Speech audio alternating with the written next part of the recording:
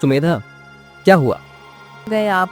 मैं आपका ही इंतजार कर रही थी। आप कुछ लेकर नहीं आए, खाली हाथ ही आ गए। कहाँ से लेकर आता? सारा दिन बेटा रहा, एक मछली भी जाल में नहीं आई। जिस नदी में मछली मिला करती थी वो अब सूख चुकी है। हमारे बच्चों का क्या होगा रघु? गोलू रोते रोते सो गया। मुझसे उस मासूम बच्चे की भूख देखी नहीं जाती। तुम जाकर साहूकार से कुछ कर्ज ले लो, जिससे हमारा कुछ दिनों का गुजारा हो जाए। मैं साहूकार के पास कर्ज मांगने गया था। जानती हो उसने क्या कहा? उसने कहा, रघु, अपनी नाव गिरवी रखते तब मैं तुझे कर्ज दे सकता हूँ। नहीं, नाव नहीं, वो नाव तुम्हारे पिता की आखिरी निशानी है। हम उसे जमींदार को नहीं दे सकते। मैं कल गांव की सीमा के पार उत्तर दिशा में जाऊंगा। वहां एक तालाब है, उस तालाब में बहुत मछलियां हैं। नहीं, तुम उस तालाब की तरफ नहीं जाओगे। वहां जाना खतरे से खाली नहीं है। वो मौत का रास्ता है। रास्ता मौत का रास्ता है। मौत तो यहां भी खड़ी है सुमेधा। भूख से मरना कौन सा महान काम है? कम से कम वहां एक उम्मीद तो है। लोग कहते हैं वहां के नीले तालाब में इतनी मछलियां हैं कि अगर तुम सिर्फ हाथ डालो तो भी एक मछली पकड़ लोगे। और लोग ये भी तो कहते हैं कि वो तालाब इंसान के खून का प्यासा है। वहाँ की मछलियाँ इंसानी भाषा समझती हैं। जो वहाँ जाता है वो कभी लौटता नहीं। काका के भाई का क्या हुआ था, भूल गए? काका के भाई बूढ़े थे, उनका दिमागी संतुलन ठीक नहीं था। मैं जवान हूं, मेरे पास खोने के लिए कुछ नहीं है। अगर वो तालाब मुझे निगल भी ले तो कम से कम मेरे बच्चों के पास एक बोझ कम हो जाएगा। ऐसी बातें मत करो। मुझे धन नहीं चाहिए, मुझे तुम चाहिए। हम घास खा लेंगे, पर तुम वहां नहीं जाओगे। घास खाकर कितने दिन गुजार सकोगी? 2 दिन, 4 दिन? और फिर? सुमेधा, एक मर्द के लिए अपने बच्चों की भूख को देखना सबसे बड़ी सजा है। मैं कल सुबह सूरज निकलने से पहले निकलूंगा। सुमेधा अपने पति रघु को बहुत समझाती है, लेकिन वो उसकी एक नहीं सुनता है और अगले दिन उस रहस्य नीले तालाब की ओर निकल पड़ता है। सुमेधा दरवाजे पर खड़ी उसे देखकर रोती रहती है। उतने में गोपी आ जाता है। वो सुमेधा को रोता देख कहता है, क्या हुआ भाभी, आप रो क्यों रही हो? गोपी, अपने भैया को रोको। वो रहस्यमय नीले तालाब से मछली पकड़ने जा रहे हैं। ये तुम क्या कह रही हो भाभी? कहीं भैया का दिमाग तो नहीं चल गया है? गोपी दौड़ता हुआ रघु के पास जाता है। रुको रुको भैया, रुको जाओ। आखिर तुम उस रहस्यमय तालाब की ओर क्यों जा रहे हो? क्या तुम्हें खुद से और अपनी बीवी बच्चों से प्यार नहीं है? गोपी, अपना वक्त बर्बाद मत करो। मैं तय कर चुका हूं, अब मुझे वहां जाने से कोई नहीं रोक सकता है। रघु भैया, जिस तरफ तुम जा रहे हो उस तरफ पक्षी और जानवर भी जाने से डरते हैं। देखो, जैसे जैसे आप नीले तालाब की ओर कदम बढ़ा रहे हो वैसे वैसे चिड़ियों की चहचहाहट बंद होती जा रही है। खामोशी अच्छी है गोपी। गांव की औरतों के विलाप और साहूकार की गालियों से तो ये शांति लाख गुना बेहतर है। लेकिन काका कह रहे थे कि आज की रात भारी है, आज की हवा में सड़ांध है। कहते हैं जब नीला तालाब किसी को बुलाता है तो पूरा जंगल उसे रास्ता देता है ताकि वो वापस ना लौट सके। तो क्या हुआ? अगर तालाब मुझे रास्ता दे रहा है तो मैं उसे स्वीकार करूंगा। गोपी, तू घर जा, सुमेधा का ख्याल रखना। आप पागल हो गए हो? देखो, डर से आपके पैर कांप रहे हैं। ये पैर डर से नहीं, कमजोरी से कांप रहे हैं। 3 दिन से ठीक से खाना नहीं खाया है इसलिए। इतना कहकर रघु आगे बढ़ जाता है। गोपी उसे तब तक देखता रहता है जब तक रघु उसकी आंखों से ओझल नहीं हो गया। काफी देर चलने के बाद रघु उस घने जंगल में पहुंच जाता है जहां नीला तालाब था। यहाँ कितना सन्नाटा है, ऐसा लग रहा है जैसे ये पेड़ आपस में खुसर पुसर कर रहे हैं। क्या ये मुझे देख रहे हैं? काफी देर तलाश करने के बाद रघु रहस्यमय नीले तालाब के पास पहुंच जाता है। हे ईश्वर, इतना पानी और इतना शांत, जैसे कोई गहरी नींद में सोया हो। तभी रघु को पानी के अंदर कुछ हिलता हुआ दिखाई देता है। रघु उसे गौर से देखता है। मछलियां, ढेरों मछलियां।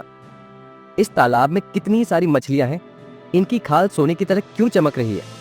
रघु जल्दी से तालाब में जाल फेंकता है। कुछ देर जाल पानी में पड़ा रहने के बाद रघु को जाल कुछ भारी महसूस होता है। रघु खुशी से कहने लगता है, फंस गई। मुझे महसूस हो रहा है जाल भारी हो रहा है, बहुत भारी। जैसे ही रघु जाल खींचने की कोशिश करता है, पानी में अचानक हलचल शुरू हो जाती है। रघु पूरी ताकत से जाल को खींचने की कोशिश करता है, अरे ये क्या, ये मछली है या कोई हाथी? लेकिन जाल नहीं खींचता है। जाल के साथ साथ पानी का रंग बदलने लगता है। नीला पानी एकदम काला पड़ जाता है। ये देख रघु डर के मारे कांपने लगता है। तालाब के अंदर से एक आवाज आती है, तूने मुझे लालच में आकर जगाया है, अब तेरी खैर नहीं। मुझे क्षमा करें, मैं बस अपने बच्चों के लिए कुछ मछलियां ढूंढ रहा था। मेरी बीवी और बच्चे कई दिनों से भूखे हैं। क्षमा? इस स्थान पर क्षमा का कोई अस्तित्व नहीं है। तूने मेरे विश्राम में बाधा डाली है, तुझे इसकी सजा मिलेगी। मैं अज्ञानी हूँ, मुझे नहीं पता था कि यह तालाब आपका है। गांव में लोग कहते थे कि यहाँ भाग्य बदलता है। भाग्य? हाँ, मैं भाग्य बदलता हूं, पर क्या तू अपना भाग्य बदलने की कीमत चुका पाएगा? देख इन मछलियों को। तभी कुछ सुनहरी मछलियां पानी के ऊपर आती हैं और फिर अंदर चली जाती हैं। ये कोई साधारण जीव नहीं है, ये सोई हुई वासनाएं हैं। एक मछली तुझे 1 साल तक राजा की तरह खिला सकती है। तू चाहे तो यह पूरा तालाब खाली कर सकता है। पूरा तालाब? क्या आप सच कह रही थे? अगर मुझे ये मिल गई तो साहूकार मेरे पैर धोएगा, मेरा गांव मेरी पूजा करेगा। महाराज मुझे ये दे दीजिए, मैं बदले में क्या कर सकता हूँ? तूने कहा कि तू अपने बच्चों के लिए आया है, तो सुन, मैं तुझे वो सब दूंगा जो तूने कभी सपने में भी नहीं सोचा। सोना, चांदी, अटूट धन। तेरा जाल कभी खाली नहीं आएगा। तू जहां हाथ डालेगा वहां से दौलत बरसेगी। मुझे स्वीकार है, मुझे सब स्वीकार है। पूरी बात तो सुन ले उतावले मानव, ये सब मुफ्त नहीं है। मैं तुझे 5 साल का समय देता हूं। इन 5 सालों में तू दुनिया का सबसे सुखी व्यक्ति होगा।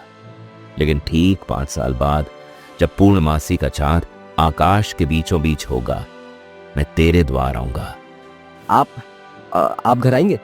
किस लिए? उस चीज को लेने जो तुझे सबसे प्रिय होगी, जिसे तू अपनी जान से भी ज्यादा चाहता होगा। अगर तूने देने से इनकार किया तो तेरा पूरा वंश इस तालाब की गहराई में समा जाएगा। तालाब की बात सुनकर रघु सोचने लगा। सबसे प्रिय? मेरे पास तो अभी कुछ भी नहीं है, और 5 साल में मैं इतना धन कमा लूंगा कि शायद इसे सोना चांदी देकर खुश कर दूं। या शायद ये मेरी नाव की बात कर रहा है। क्या सोच रहा है? समय कम है, चांद निकलने वाला है। अगर चांद की रोशनी तेरे ऊपर पड़ गई तो तू पत्थर का बन जाएगा। मुझे मंजूर है, मुझे मंजूर है। मुझे धन दीजिए, मेरे परिवार की भूख मिटाइए। 5 साल बाद आप जो चाहें ले लेना। इतना कहकर तालाब फिर से शांत हो जाता है। रघु कांपते हाथों से जाल बाहर निकालता है तो जाल में ढेर सारा सोना चांदी होता है। सोना चांदी देख रघु खुशी से कहने लगता है, मैं अमीर हो गया। सुमेधा देख, तेरा रघु अब भिखारी नहीं रहा। रघु सारा धन उठाकर घर की ओर निकल पड़ता है। जैसे ही वो गांव की सीमा पर पहुंचता है तो उसे तालाब की कही बात याद आ जाती है कि किसी को भी तालाब का राज मत बताना। इसलिए वो सारे धन को एक गंदी बोरी में छिपा लेता है और चेहरे पर थकावट का नाटक करता है। रघु बोरी को ले जाकर घर के कोने में रख देता है। रघु को देखकर सुमेधा दौड़ कर आती है और रघु से कहती है, तुम ठीक तो हो? तुम्हारे हाथ इतने ठंडे क्यों हैं? और ये बोरी क्या लाए हो इसमें? कुछ नहीं सुमेधा, बस कुछ साधारण मछलियां हैं। आज का दिन अच्छा था। साधारण? पर इस बोरी से तो ऐसी महक आ रही है जैसे कोई कीमती इत्र हो। और तुम्हारी आंखों में ये चमक कैसी है? तुम थके हुए नहीं, डरे हुए लग रहे हो। मैंने कहा ना, कुछ नहीं है। जाओ खाना बनाओ, कल से हमारी जिंदगी बदलने वाली है। बस मुझ पर भरोसा रखो। रघु बोरी के पास जाकर बैठ जाता है और बोरी को घूरता रहता है। सुमेधा उसे देखकर सोचने लगती है, जो रघु सुबह गया था वो ये रघु नहीं है। जरूर कुछ बात है जो ये मुझसे छुपा रहे हैं। कुछ देर बाद रघु बोरी का मुंह खोलता है और उसमें से वो सोना चांदी निकलता है और खुद से ही कहने लगता है, साहूकार, तू कहता था मेरी नाव ले लेगा, कल मैं तेरा पूरा घर खरीद लूंगा। और काका, जो मुझे नसीहतें देते थे, अब मेरे आगे हाथ जोड़ेंगे। अगले दिन रघु सुबह सुबह साहूकार के घर पहुंच जाता है। रघु को अपने घर देख साहूकार कहने लगता है, रघु मछुआरे अपनी नाव गिरवी रखने आया है। मुझे तो पहले से ही पता था कि कर्ज तुझसे कभी नहीं दिया जाएगा। आज आखिरकार वही नौबत आ ही गई। साहूकार, मैं नाव गिरवी रखने नहीं आया हूँ, बल्कि तुम्हारा कर्ज देने आया हूँ, सूद सहित। रघु अपनी जेब से सोने के सिक्के निकालकर साहूकार को दे देता है। सोने के सिक्के देख साहूकार के होश उड़ जाते हैं। वो रघु से कहने लगता है, मछुआरे, तेरे पास ये सोने के सिक्के कहाँ से आए? सच सच बता, कहीं तूने चोरी तो नहीं की है या फिर कोई और गड़बड़ की है? तू तो एक गरीब साधारण सा मछुआरा था, फिर ये सिक्के। चोरी करना कमजोरों का काम है साहूकार जी, ये मेरी मेहनत की कमाई है। कुछ ही दिनों में रघु की मालदारी के चर्चे पूरे गांव में फैल जाते हैं, यहाँ तक कि आसपास के गांवों में भी फैल जाते हैं। एक दिन रघु का बेटा गोलू अपनी माँ से कहता है, माँ, पिताजी अब हमारे साथ खेलते क्यों नहीं? वो बस हर वक्त सोने के सिक्कों को गिनते रहते हैं। बेटा, वो सोने के सिक्के हमारे लिए बहुत ज़रूरी हैं। उनकी वजह से ही हमारी गरीबी दूर हुई है। उतने में ही रघु आ जाता है। उसके हाथ में एक सोने का हार होता है। वो अपनी पत्नी से कहता है, सुमेधा, ये ले, ये हार पहन। आज से तू गांव की मालकिन है। मुझे ये नहीं चाहिए रघु, मुझे वो पुराना रघु चाहिए जो शाम को खाली हाथ आता था पर हंसते हुए बच्चों को गोद में उठा लेता था। तुम अब हंसते नहीं हो, तुम सोते भी नहीं। रात भर तुम उन सिक्कों से बातें करते हो। तुम औरतें कभी खुश नहीं हो सकती। जब कुछ भी नहीं था तब भी रोती थी, अब दौलत है तो भी रो रही हो। अब और क्या चाहिए? सुकून चाहिए। जब से तुम रहस्यमय तालाब से आए हो, घर की हवा बदल गई है। कल रात मैंने देखा, तुम्हारी परछाई दीवार पर नाच रही थी जबकि तुम चुपचाप बैठे थे। तुम्हारी परछाई तुमसे अलग क्यों हो रही हैं? बकवास, ये सब तुम्हारा वहम है। तुम आजकल कुछ ज्यादा ही सोचने लगी हो। जाओ जाकर खाना लगाओ। अगले दिन रघु घर से बाहर निकलकर कहीं जा रहा होता है। तभी उसे रास्ते में काका मिलते हैं। काका की नजर रघु के गले में पहनी भारी चेन पर पड़ती है। इस चैन में चमक बहुत है रघु, पर इस चमक के पीछे अंधेरा भी बहुत गहरा है। काका, अपनी नसीहतें अपने पास रखिए। अब मैं वो गरीब मछुआरा नहीं रहा जिसे आप डरा सकें। मैंने तुझे डराया नहीं था, चेताया था। तूने यक्ष से हाथ मिलाया है, तूने उसे कुछ वादा किया है। आपको इससे क्या? मुझे इससे ये है कि उस तालाब का सोना कभी स्थिर नहीं रहता, वो अपनी कीमत मांगता है। देख रघु, अभी भी समय है। उस सोने को वापस तालाब में डाला। जो अपनी मेहनत का नहीं है वो तुझे राख कर देगा। राख? देखिए काका, मैं अब शहर में बड़ा घर बनाने जा रहा हूँ। आप अपनी गरीबी मुबारक रखिए, मुझे मेरी अमीरी। रघु वहां से पैर पटकते हुए चला जाता है। काका उसे देखता रह जाता है। उसके जाने के बाद काका कहने लगता है, जब विनाश आता है तो पहले बुद्धि मर जाती है। 5 साल बाद ये गांव एक बड़ी बलि देखेगा। रात का समय, रघु अपने बिस्तर पर लेटा आराम कर रहा होता है। रघु को अजीब अजीब सपने आने लगते हैं। वो हड़बड़ाकर उठता है। तभी एक आवाज आती है। 1 साल बीत गया रघु, याद है ना? हाँ, केवल 4 बाकी है। आवाज सुनकर रघु घबरा जाता है।